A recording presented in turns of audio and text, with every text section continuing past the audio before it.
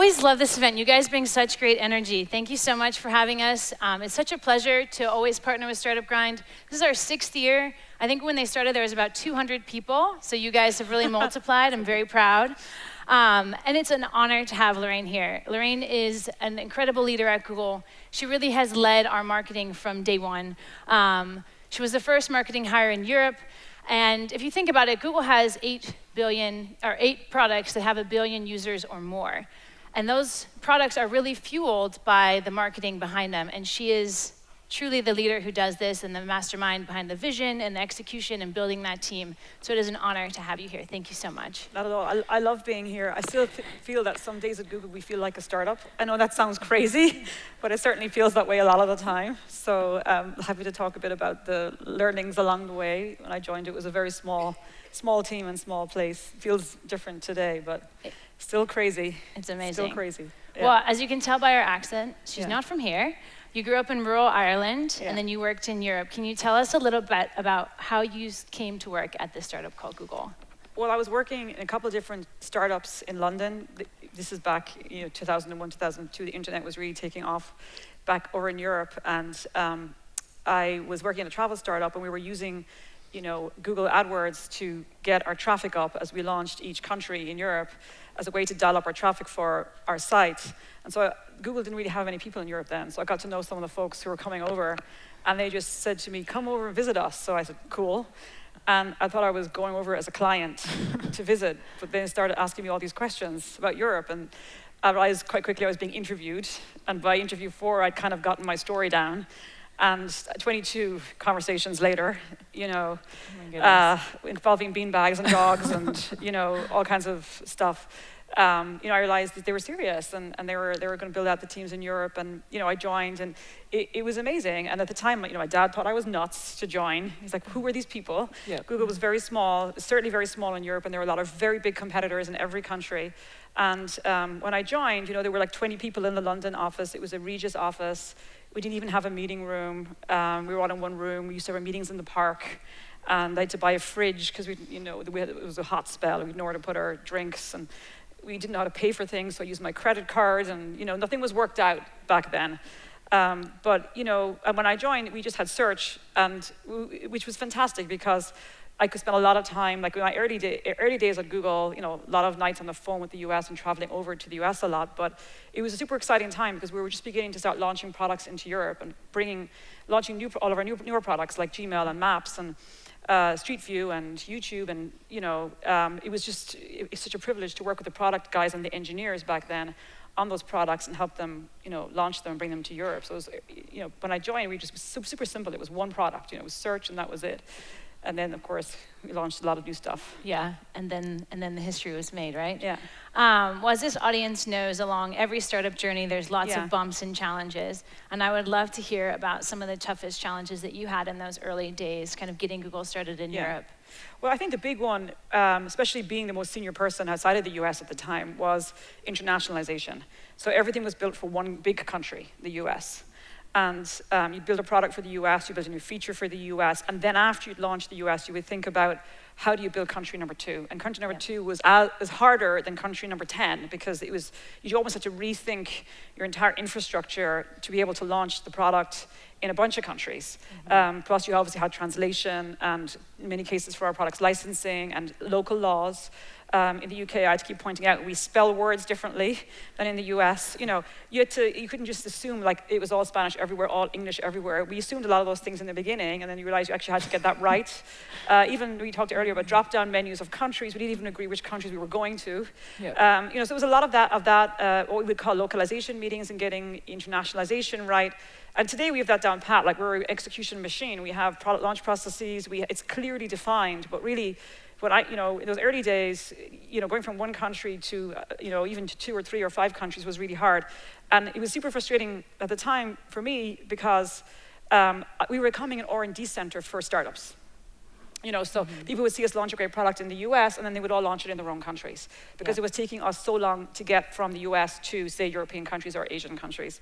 And so getting that thinking before you launch country number one, that you will go to country 2 and country 3 and country 5, and thinking about that in your underlying infrastructure at the very beginning, I think was a hugely steep learning curve for us, and just getting that right.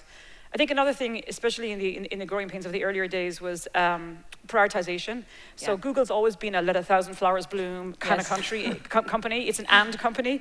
We should do that, we should do that. And you know, that's, especially when you have scarce resources and in the earlier days and smaller teams, just knowing how to prioritize, the discipline of prioritization, that's when we brought in things like 70-20-10, which is something we've used for years, which is 70% of our efforts and our people go on the top core things, 20% on newer features that are clearly defined, and 10% on these crazy things that may or not turn into Google X or other things, but it's just 10%. And that allows a release valve for innovation. It's great for recruitment, folks that get excited about that stuff, but it means that you've got the majority of your resources on the 70 and the 20. That was important for us. Things like P0, P1, P2, you know, we still use that today, where everything on a roadmap is, it's a P0, is it a P1, like in terms of prioritization. We all understand that language at Google. We use that language in meetings as shorthand for, well, that's a P1, we not get to it, is it a P0? And that is huge. Everyone understands that language, and we're all in it together. And then I think, you know, OKRs, which you know very, very well, that we're obsessed about. It's OKR season, you know, objectives and key results. The whole company's run by that. Everyone understands their objectives and key results. We grade them, and we're transparent about the grading to the whole company. So we have been since the very beginning. Each quarter, we do annual OKRs, and then we do quarterly that roll up to the annual ones, and we grade them quarterly so everyone knows where we stand and how we're doing. We deliberately make them aspirational and hard. So even if you get a 70% of your OKR, that's an achievement. So that they're hard to get to. They should never be easy. And I think that's been part of our culture since the beginning. So those are all things that I think, you know, that prioritization, we worked hard to try and get that right and have a culture around that. And then I think prioritization for leaders is something that I've learned definitely the hard way, especially in those growing pains. And even now though, like Sundar, my boss, who's the CEO of Google, you know, he gave me some great advice a few years ago, which is like, your team, you know, they'll do the data, like they'll get stuff done. Let them do their jobs. You pick 3 things that you as a leader are going to worry about. And those 3 things can change, and they will change. But at any given time, like, go deep on 3 things where you're most needed right now. And, you know, and then the rest will be fine. You check in with them, they'll keep going. And, you know, that's been really good for me in terms of focusing my time and energy and, you know, leadership focus. And I think also, but related to that is getting out of the way. I think as you grow, I remember my team saying to me, you know, you can no longer interview everybody we hire. You're in the way. You are a bottleneck. You are officially a bottleneck. Because I wanted to interview everyone who came into my team, because I care deeply about who came into my team. And this was when I was still in the UK. And, you know, they were like, no, you're now a bottleneck. You can't, we're at 100 people, it doesn't scale. And, you know, now I can't even interview the senior folks joining my team. You know, I was like, where do I draw the line? So, you know, just knowing when to get out of the way, and knowing as the teams grow, just roles, responsibilities, you know, who's doing what. That's another thing where we had growing pains was, you know, we were hiring people, but then we never spent time defining roles and responsibilities. That sounded like, you know, non-cool work. But it's critical, because people joined and they were like, okay, that person's, you know, I thought I was doing that. And you just have to make the time to define roles and responsibilities, especially as you build new teams. It was really important. And then another thing I would say, last thing on this one, is for as long as you can, stay in one building. I think the co-location of different functions and being together is so important. And I still, when I go over, you know, I travel a lot for Google, and I go to visit our international offices where we're all still in one building. I miss those days. I miss those days so much. And, you know, as your company grows and you end up needing more space, spreading out across a couple of buildings or a couple of floors, it's just harder. You don't have those serendipitous conversations. And so if you do have to do that, you know, make sure you don't do it by function. So I think one thing that Google's done very, very well, like all of our YouTube folks are together, no matter what function is. My marketing folks on YouTube, or with the engineers on YouTube, or with the PR folks on YouTube, or with the product managers and business folks on YouTube, and they're all together. So they feel like a large startup within Google. Hardware is the same, they're all together. And we don't separate out by function, and I think that's really important, so that you have this empowerment and autonomy. You know, it's all about getting out of the way, but you also have those serendipitous conversations, those moments outside of the meetings that we know are like critical for progress, and you have that up against it one team dynamic that we've managed to keep that despite our size, and it's because we have this culture of like everyone's in there together, we're up against it, we have these crazy OKRs, we're going to go for it as a team, and it's going to be bumpy, but we're going to do our best, and we still have that culture even despite our size, and a lot of it's because we've thought about those things.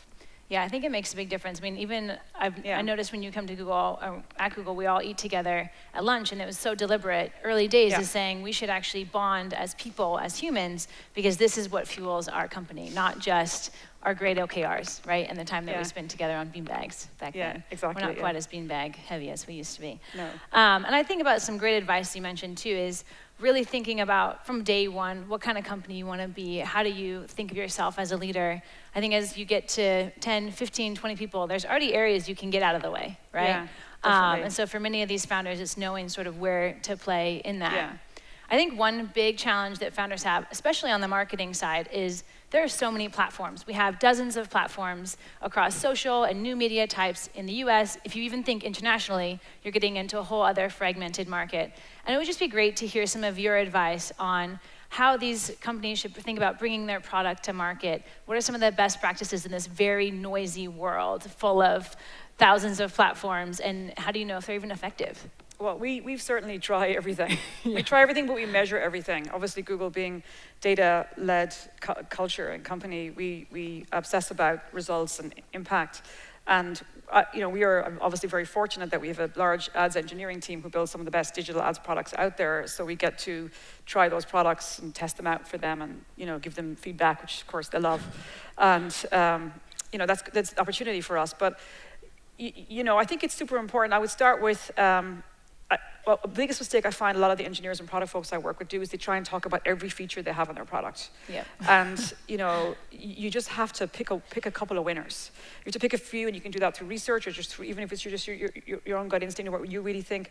But you've really got to lead with one or a couple of things and talk about those things, rather than trying to talk about everything. It's just too much. Mm-hmm. And then I think simplifying the language. Like a lot of the mistakes I see, people are using they talk about specs, for example. Yeah. If you simplify the language and why it actually matters to someone in a very relatable, simple way, and that's something that we've worked hard on, is language. For all of the technology in the world, the basics of like copy and great writing and great simple language is actually as critical, if not more critical than ever. At the end of the day, like a banner ad is just like a digital billboard. Like the words you put on it are super valuable. They really matter. Now we test everything as well. So we have a lot of A/B testing. We have testing frameworks for everything.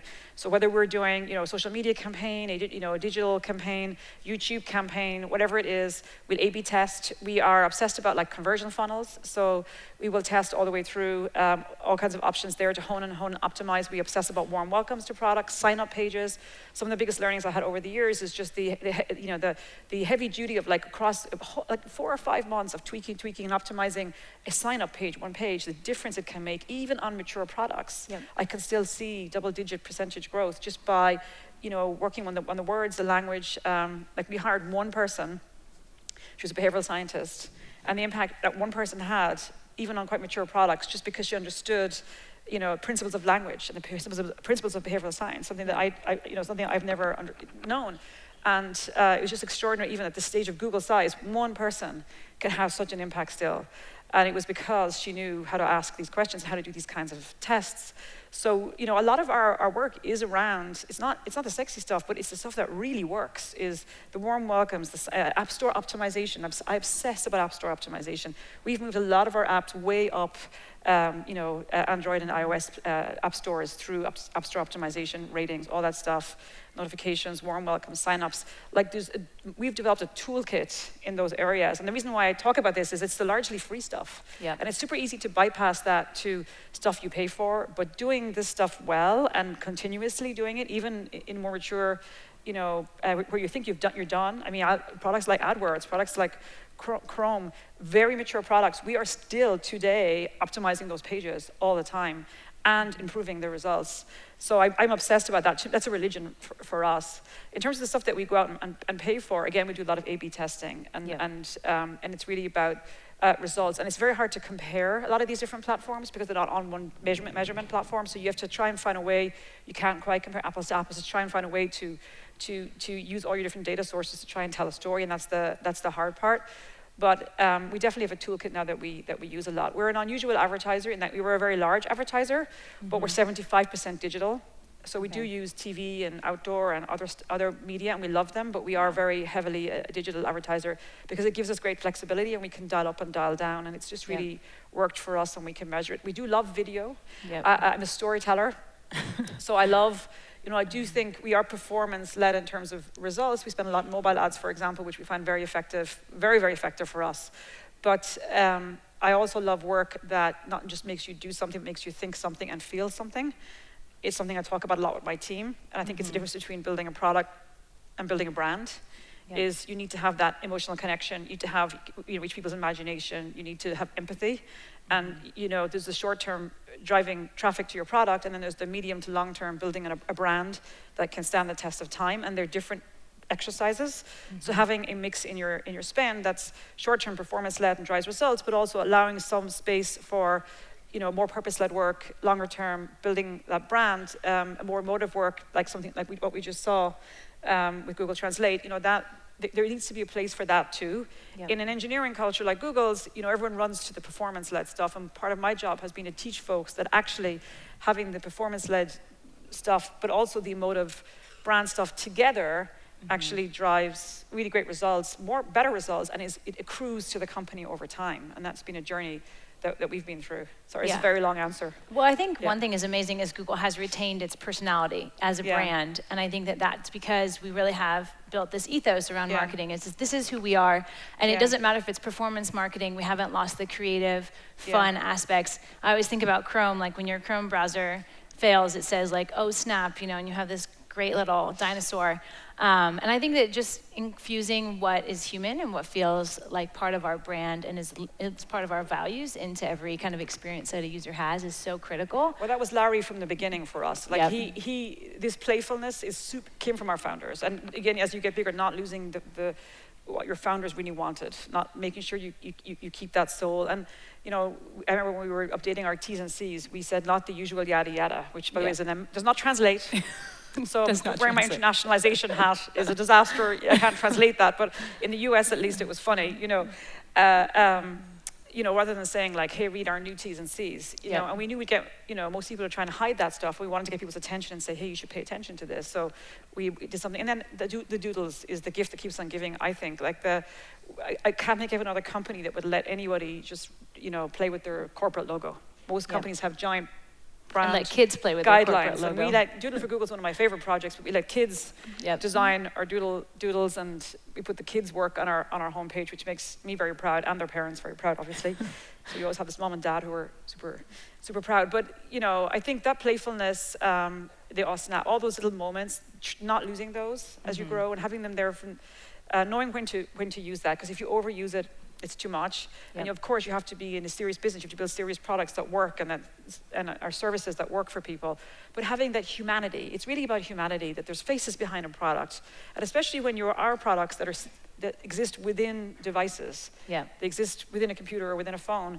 Just really having a little bit of humanity and a little bit of soul come through, I think is hugely important. I've always really cared about that, and it's been something that came from our founders, and we've really always tried to keep it through the products. Yeah, I see it all the time, and I hear about it from people, whether it's a great doodle that they loved or some experience that kind of delighted them throughout a Google product.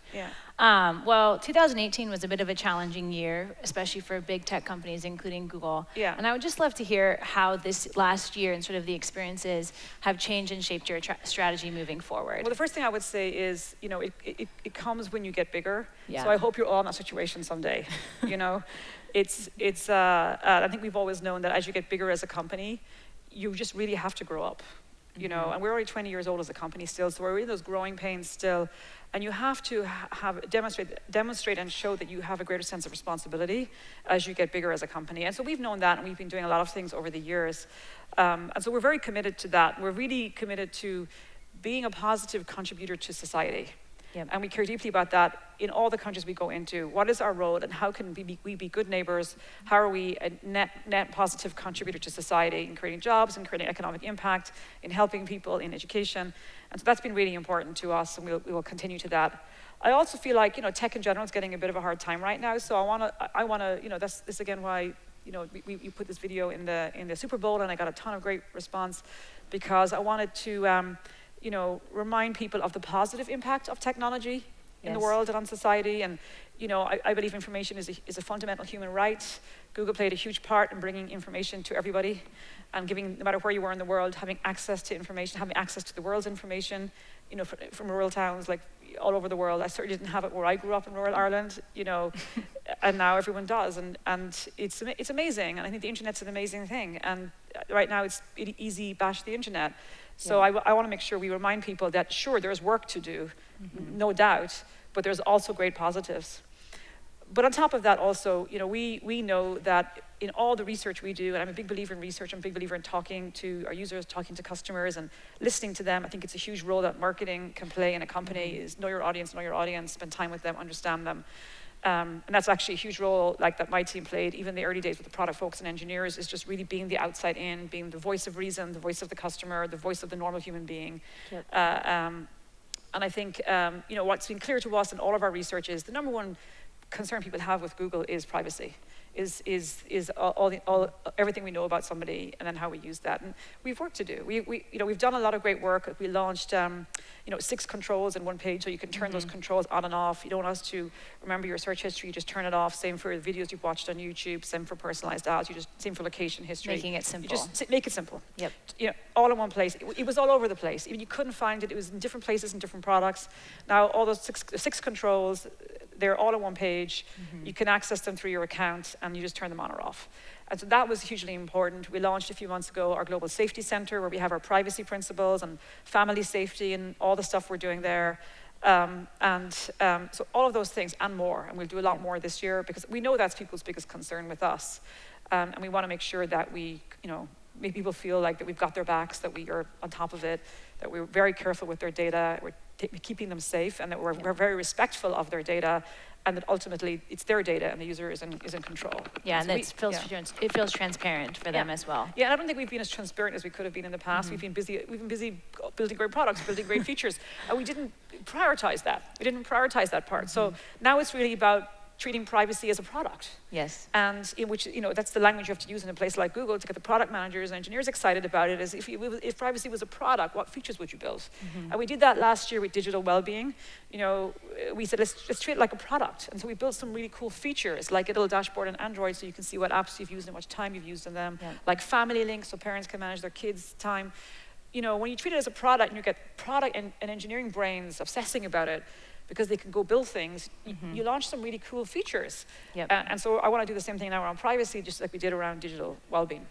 Yeah, I think it's amazing. And I see us also leading the industry with app developers and other things to ensure that they also infuse that in their products, so that we're also leading an industry. Yes. Other area you've been really a strong advocate for is for diversity and inclusion and for women. And you do this both at Google and in the industry, and I would just love to hear a little bit more about that. Well, it's funny, I often get asked to speak on women's panels, and you know, the first thing is always like, there's no women in tech, but there's no women in advertising either. Advertising is actually probably worse, if anything. So there's, 2 industries that are, you know, well, actually tech. I will tell you, she just won the Canes. She was awarded the Canes Creative Marketer of the Year. She's only the 2nd woman ever in 25 years to win this award. Thank you. So, and it was amazing. I listened to her speech, and she very humbly said, it's a little bit sad that I'm here. A little bit lonely. A little bit lonely, right? It's lonely up here, and I hope that this changes. I think I was the only female winner that night of any award. You know, it's just, and that's the advertising industry. And so tech, at least I work at a company that has a plan. Yeah. Whereas I'm not sure that the advertising industry has a plan. And only 3% of creative directors are women, which means that, you know, the creative directors are the folks who do all the work, who write all the stories. And think of there's like 3 million ads put in the world every day, and they're all mostly done by men, and you can't have that. So I'm obsessing about, like, as a female senior large advertiser, you know, how do we make sure that we have our house in good shape, and then tell others what we're doing. Yep. So for example, we used machine learning, work we'd done with the Gina Davis Institute, to see how many women were in movies. We've used that on all of our own websites, visuals, and actually we had 53% male and 47% females in all of our work. But we were too young. We were like 10 years younger than the average age in the US. And then when you look a level deeper, who's holding the product in each video? Who's holding, who's the protagonist? Voiceovers on videos, is it male or female? It's called a voice of God in my industry. The voiceover video is called a voice, it's often people, and then if you've got creative directors, what do they pick? They pick a guy to be the voiceover. Suddenly it's the voice that's telling you. And I still have these conversations in my team where I'm saying, when we are using women's voice, we'll say things to me like, well, the man's voice sounds, like more authoritative. I'm like, you've got to be kidding me, So, there's just a lot of work to do in making sure that we have our, another example, I'm just sharing the stuff that I see in my own team. A few years ago, this team brought me this video and they were so proud. It was like a dad at home in the kitchen with the kids, because I'm just desperate to get women out of the kitchen in all ads. It was a dad at home cooking with the kids, and he was, cooking with the kids using one of our products and looking up the recipe, and off he was. This was great. And then, of course, as we're getting to the end of this ad, it's going to be a 60-second video. Where's mom off having a baby? And I went nuts. I said, no, she's not off having a baby. She's on a business trip. It's a. Also, I have a lot of questions about that. And it was a learning moment for them, and just getting this stuff cleaned up, and no stereotypes, far more diversity. At the end of the day, we're telling stories in a multicultural world. So again, now that I've gotten us to a much better place in terms of gender, I'm really very focused now on far more African Americans, far more Hispanic. Content even just the content that we create out there, how much of it is in Spanish for the US, for example. The thing I was looking at is our retail fixtures. We have retail fixtures in 58,000 stores across a ton of stores in the US, in states where they should be bilingual. They are not bilingual anywhere. So how do we, there's just a lot of work to do, and that's us. And we were on this, and we've been on this for a while. But the only way you get there is by hiring diverse teams, and it's by from the get-go. And I've literally become this is very kind of you. We're not there yet, but you have to become the lead recruiter. You can't delegate this one. And everywhere I go, I was telling her, everywhere I go, I'm like, hi, how are you? What do you do? I'm constantly looking for people, and it's the only way, because you have to build a truly diverse team. And my team, for example, is 56% female now, and we're almost 50-50 at every level, even at the most senior levels. But now I'm working hard on, how many African Americans do I have? How many Hispanics do I have? How do we make sure we bring in more diverse talent from across the industry? And how do we do that for every team? And how do we do that externally? And how do I encourage other teams? For example, I work with a ton of agencies, and they're often the worst. And so now we're setting guidelines for all of our agencies, not just for the teams they have in our business. Once I was in a meeting, no joke, I'm sitting in a room with an agency, a very large agency, one of the biggest and the best in the world. And, the brief is, Pixel, the phone, needs to appeal to women as well as men. It's a beautiful phone, designed for that. How do we make sure we're reaching women? And I have 15 men telling me how it's going to work, how we're going to reach women. And I just stopped and said, does anyone see the irony of this? And how do I get some women on this business? And also, by the way, there was one really cool young Hispanic guy who knew of a feature that I didn't even know of, because he was going from flipping languages, and we had this really killer feature which we really needed to talk about. So just by having one person in the room who was diverse, he added tremendous value. So we have a million stories like this. So just having much more diverse, diversity breeds much better ideas and much better work. It's been proven time and time over, but it's just hard to get there. And it's all about recruitment. I think it has to be very intentional, to your point. It has to be very intentional. And then the other big thing I learned last year, which I was naive about, was it's not just about hiring. I just assumed we just get them into Google, they'll be happy. It's not the case. They come in, they get the shock of their lives, because we haven't got enough diversity. So onboarding folks, making sure that they have a warm welcome, building a community, retaining people, investing in that. I've had to work a lot harder on investing in retaining and building a community, so that everybody who joins, no matter what their background is, no matter where they come from, that they feel very welcome and that they feel very valued is work. It's real work, and it's not, that we had not done well until just recently, when I spent time listening to people and they were sharing their stories, and I knew we'd work to do. So it's a journey. Well, we actually earlier, I don't know if many of you were at the growth stage, but we announced a partnership as Google for Startups. One of the core values we have as a team and always have is to focus on supporting diverse founders and leveling the playing field. Because as you know, it's all about having a great network and it's having access to talent, information, people, and not everyone has the same exact privilege. So we announced on the other stage earlier a partnership with Founder Gym. I don't know if Mandela Dixon is in here. I'm sure she is. If she is, she should stand up. We can give her a holler. Founder Gym is an all-online program. It provides support for founders from diverse backgrounds to help them become investor and capital ready. And we're going to provide scholarships to people. They've had 175 alumni to date. They've only been around for 1 year. And the alumni have raised $35 million. So it's absolutely incredible to see this type of innovation happening both within Google, but with great partners like Founder Gym. So congratulations. Let's see where she is.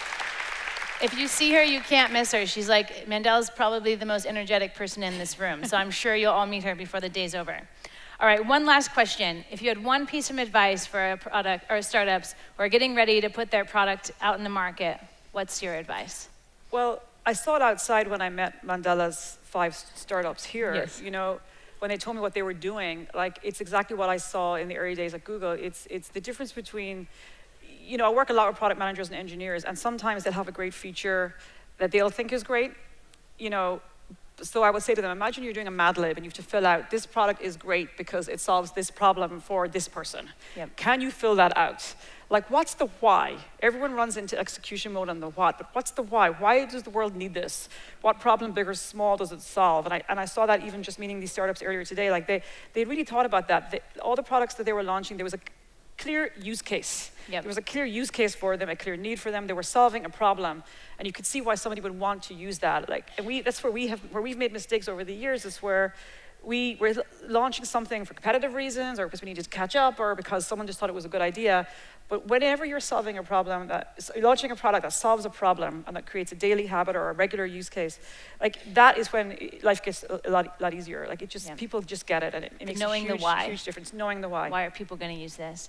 Yeah. Well, Lorraine, it was an absolute pleasure. Thank you so much for imparting all your knowledge and joining Great us. to be here. We really Thank you. appreciate it. Thank you very, very much. Thank you. Thank you.